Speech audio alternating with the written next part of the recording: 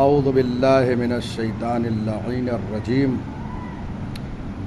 بسم اللہ الرحمن الرحیم الحمد للہ رب العالمین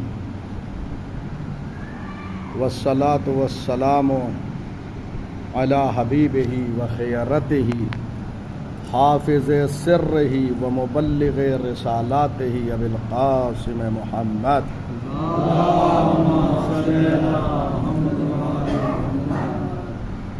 وآلہ الطیبین الطاہرین المعصومین المظلومین لا سیما بقیت اللہ فی الارضین روحی وارواح العالمین لتراب مقدمہ الفداء واللعن الدائم علی اعدائہم اجمعین من یومنا ھذا الی قیام یوم الدین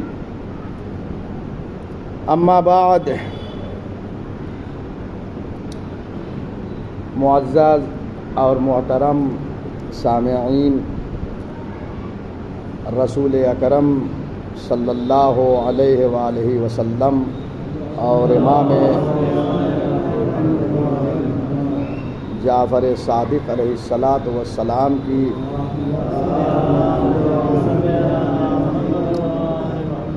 تاریخ ولادت باسعادت قریب ہے، لہٰذا اس مناسبت سے آپ سب کی خدمت میں ہدیہ تبریک پیش کرتا ہوں اور چند دقائق آپ کی خدمت میں حضور پاک کی ایک حدیث مبارک کو پڑھ کر ایک منزل تک پہنچا دوں گا اور اسی کے ذریعے سے ہمارا تعارف ہوگا۔ بہت عظیم حدیث ہے، اس کو ہمارے جلیل القدر عالم دین جناب شیخ صدوق علیہ الرحمہ نے اپنی کتاب من لا یحضرہ الفقیہ میں نقل کیا ہے۔ من لا یحضرہ الفقیہ بہت قدیمی کتاب ہے ہماری، 4 کتابیں ہمارے یہاں مشہور ہیں جن کو کتب اربع کہا جاتا ہے، 4 کتابیں، جیسے اہل سنت میں 6 کتابیں مشہور ہیں تو ان کو صحائح ستہ کہتے ہیں، یعنی 6 صحیح کتابیں، یہ اہل سنت کے ہیں، اور شیعوں کے یہاں یہ 4 کتابیں مشہور ہے، جس میں سے ایک من لا یحضرہ الفقیہ ہے۔ شیخ صدوق نے اس کتاب کو لکھا ہے اور یہ کتاب دستیاب ہے، ہر جگہ موجود ہے، بہترین کتاب ہے حدیث کے موضوع پر۔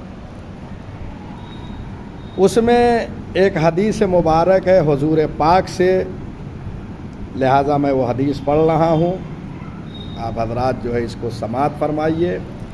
قال النبی صلی اللہ علیہ وآلہ للمؤمن علی المؤمن 7 حقوق واجبۃ من اللہ عز وجل علیہ۔ پیغمبر فرماتے ہیں ایک مومن کا دوسرے مومن پر 7 حق ہے جو کہ واجب ہے۔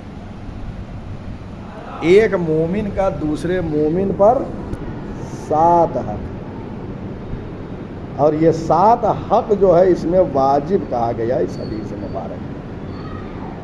اب وہ 7 حق جو ہے میں بیان کر رہا ہوں اور پھر دیکھتے ہیں کہ ہم کتنے حق پہ عمل پیرا ہیں۔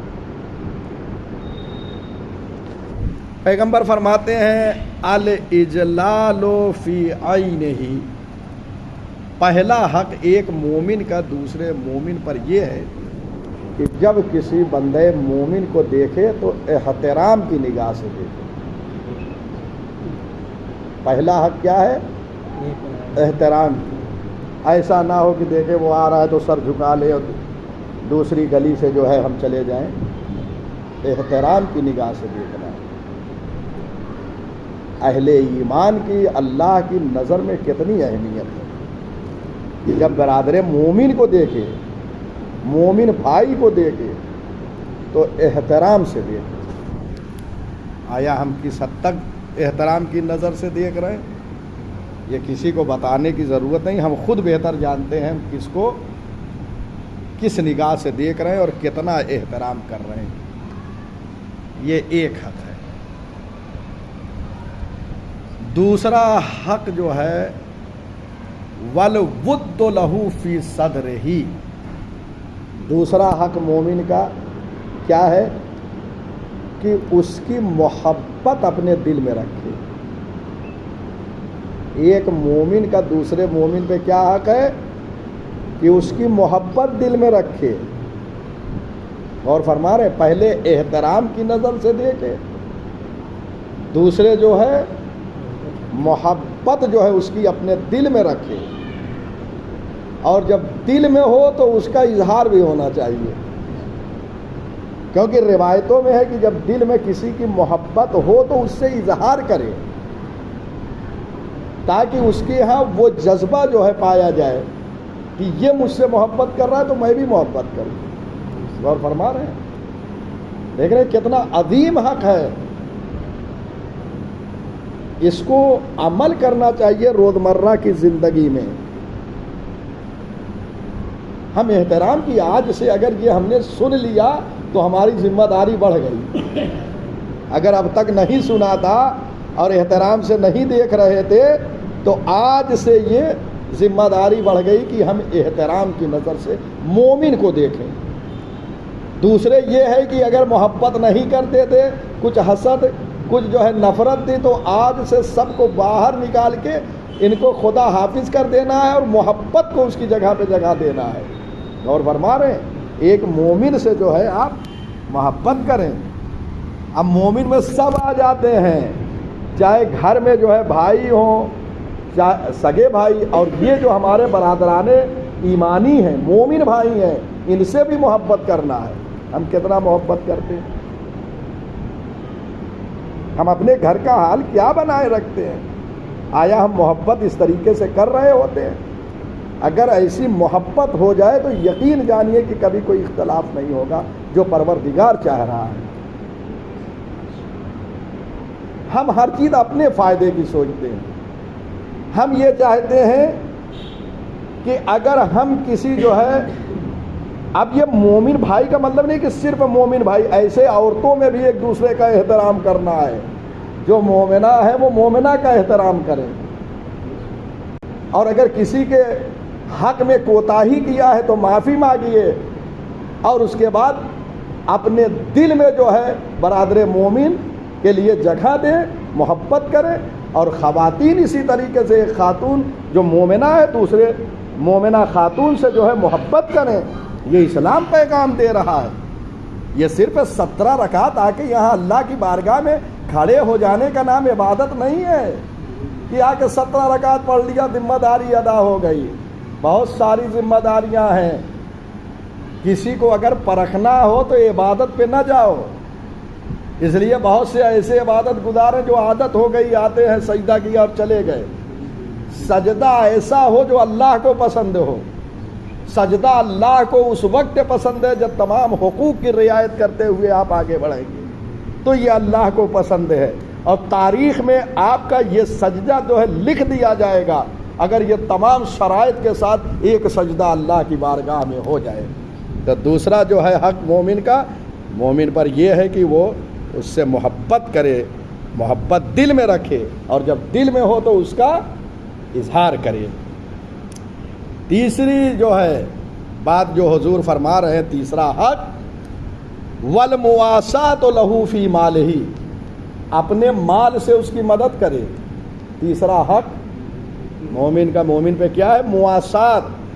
جائیے تاریخ کربلا میں دیکھیے، مواسات کبھی مال سے ہے، یہاں مال کہا گیا ہے، کبھی ہمدردی ہوتی ہے، کبھی قربانی کے معنی مواسات کے ہیں، کئی معنی اہل لغت نے لکھے ہیں مواسات کے۔ یہاں چونکہ حضور نے فرمایا ہے والمواسات فی مالہ، یعنی مالی مدد کرے اگر مومن کوئی جو ہے مشکل میں گرفتار ہو جائے۔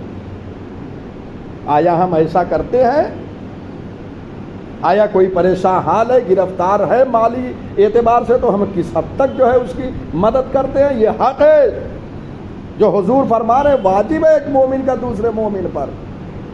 مواسات کا ایک معنی ہمدردی ہے، اگر مال کی یہاں قید نہ ہوتی تو معنی ہمدردی کے بھی ہیں، ایک معنی مواسات کے، قربانی کے ہیں۔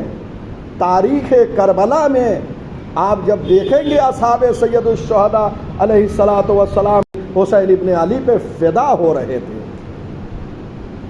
یہ قربانی کا جذبہ، یہ اسلام پر فدا ہونے کا جذبہ کب ملتا ہے؟ جب یہ تمام چیزوں پہ عمل پیرا ہوں۔ تاریخ کربلا میں اصحاب حسین ابن علی نے یہ ساری مثالیں پیش کر دیا ہے۔ ایک دوسرے پہ لوگ مرنے پہ سبقت لے جا رہے تھے، ہم حسین ابن علی پہ پہلے جان دیں گے، ہم قربانی پیش کریں گے۔ یہ مواسات تھی حسین ابن علی کے لیے، قربانی تھی ان کی اصحاب حسینی کی۔ آج تاریخ میں کوئی نظیر نہیں ہے ایسے اصحاب کہیں ملے، لیکن ان کو آئیڈیل بناتے ہوئے، نمونہ عمل بناتے ہوئے، ان کی سیرت طیبہ پر چلتے ہوئے اتنا جذبہ رہے کہ جب وقت کا امام تشریف لائے اور ہم زندہ رہے یا واپس جو ہے ہماری رجعت ہو تو امام کی بارگاہ میں اپنی یہ جان کا نذرانہ پیش کر دیں۔ جانتے ہیں جناب ام البنین مادر حضرت ابو الفضل العباس علیہ الصلوۃ والسلام، جو قبیلے بنی ہاشم سے نہیں تھی، دوسرے قبیلے سے بیاہ کے آئی تھی۔ جانتے ہیں ابھی آرا کیے ہیں ایام عزا کو، اس میں جانتے ہیں جب بشیر نے وہاں جو ہے محلہ بنی ہاشم میں جا کر ندا دیا ہے حسین ابن علی کے شہادت کی، تو جناب ام البنین جو ہے جب تشریف لائی ہیں تو بشیر نے دیکھا کہ مادر ابو الفضل تشریف لا رہی ہیں، اور شجاعت حضرت عباس کی سب کو معلوم تھی۔ بشیر نے جب دیکھا کہ وہ جناب ام البنین آ رہی ہیں تو بڑھ کر جو ہے کہا بی بی ہم آپ کو آپ کے لال کا پرسہ دے رہے ہیں، آپ کے عباس نے وفا کیا ہے کربلا کے میدان میں۔ تو جانتے ہیں جب حضرت عباس کا نام لیا کہا بشیر یہ اتنا بتاؤ میرے آقا کا کیا حال ہے۔ جانتے ہیں یہ معرفت تھی حضرت امام حسین علیہ الصلوۃ والسلام سرکار سید الشہداء کی۔ اس معرفت میں بھرا ہوا جملہ یہ دوسرے قبیلے سے آئی تھی۔ آپ یہ نہ سمجھیے گا کہ یہاں آ کر، نہیں، پہلے دوسرے قبیلے سے آئی پھر گھرانے امامت میں آئی ہیں، یہاں تشریف لائی ہیں۔ پھر بشیر نے یہ کہا نہیں مجھے حسین کے بارے میں خبر دے۔ پھر بشیر نے، تاریخ میں یہ جملہ ہے کہ اس کے بعد ایک بیٹے نہیں 4 بیٹے جناب ام البنین کے کربلا میں شہید ہوئے۔ کہا بی بی آپ کو آپ کے 4 فرزندوں کی جو ہے وہ میں تسلیت پیش کر رہا ہوں، تعزیت پیش کر رہا ہوں۔ پھر ام البنین جو ہے وہ کہتی ہے بشیر یہ کیا کہہ رہا ہے، میرے آقا حسین کے بارے میں خبر دے۔ جانتے ہیں اس کے بعد با معرفت جملہ جناب ام البنین نے کیا کہا؟ کہا بشیر اولادی ومن تحت الخضرا کلہم فداء لابی عبداللہ، تم یہ کیا کہہ رہے ہو، میرے یہ 4 بیٹے اور یہ نیلگو آسمان کے نیچے جتنی جو ہے شخصیتیں ہیں، جتنے لوگ ہیں، سب حسین پہ فدا ہو جائیں۔ دیکھ رہے ہیں یہ بامعرفت جملہ، یہ پوری دنیا، یہ کائنات میرے 4 فرزند ہیں اور یہ پوری کائنات حسین پر فدا ہو جائے۔ ہے ایسا جذبہ؟ ہم اپنے ایک اولاد کو فدا کر رہے ہیں؟ آیا یہ جذبہ ہے؟ یہ معرفت کے ساتھ جذبہ پیدا ہوتا ہے، لہذا معرفت پیدا کیجیے تب اس کے راہ میں دیکھیے شہادت کا کیسا جذبہ ہوگا۔ یہ بامعرفت جملہ۔ لہذا ایک مومن کا دوسرے مومن پر یہ حق ہے کہ اس سے محبت کرے اور مالی مدد کرے۔ اس کے بعد وَأَن يُحَرِّمَ غِیبَتَهُ، ایک مومن کا دوسرے مومن پہ ایک حق یہ ہے کہ اس کی غیبت کو حرام جانے، اس کی غیبت نہ کرے۔ لیکن کیا ہم پرہیز کر رہے ہیں اس سے؟ اگر ایک مومن غائب ہے تو اس کے بارے میں ایسی گفتگو بھی مقدمت اور تمہیدن نہیں ہونا چاہیے کہ وہ غیبت تک لے کے چلی جائے۔ بات چیزیں ہوتی ہے کہ جو حرام نہیں ہے گفتگو کیا جائے کہ ارے فلاں صاحب نہیں ہے، یہاں تشریف فرما نہیں ہے، اور وہ چیز جو ہے غیبت کی طرف لے جائے تو ایسی گفتگو بھی نہ کرے۔ تو ایک حق مومن کا دوسرے مومن پر یہ ہے کہ غیبت نہ کرے۔ اس کے بعد وَأَن يَعُودَهُ فِي مَرْضِهِ، جب مریض ہو جائے مومن تو اس کی عیادت کے لیے اس کے گھر جائے. وہ فرما رہے ہیں, دیکھ رہے یہ 7 حقوق جو ہیں حضور نے بیان فرمائے ہیں, جب بیمار ہو جائے تو اس کے گھر عیادت کے لیے جائے.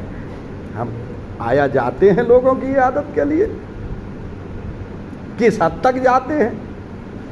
اگر ہمارا کوئی خاص ہے تو ہو سکتا ہے چلے جائے, اور وہ بھی اگر تعلقات اچھے نہیں ہیں تو مر جائیں گے بھی تو اگر ہوا تو جنازے میں آخر میں پہنچیں گے اور آہستہ آہستہ پیچھے چلیں گے, ایسا لگتا ہے کوئی رابطہ نہیں ہے. مومن کا حق یہ ہے کہ عیادت کرے. اس کے بعد وَأَن يُشَيَّعَ جَنَازَتَهُ, اگر وہ مر جائے مومن تو تشییع جنازہ کرے, جائے کاندھا دے. ہمیں بھی جانا ہے, ہمیں بھی لوگ گورستان میں پہنچا دیں گے, ہمیں بھی لبے قبر لوگ پہنچائیں گے, دفن کر دیں گے, ایک مشت خاک ڈال کے چلے آئیں گے, زندگی کا قصہ ختم ہو جائے گا, تمام ہو جائے گا, کوئی پوچھنے والا نہیں ہے. ہم ہوں گے اس قبر کی تنہائی میں, ہمارے اعمال ہوں گے. لہذا یاد رکھیے زندگی جو ہے یہیں سے اپنی تیاری کیجیے.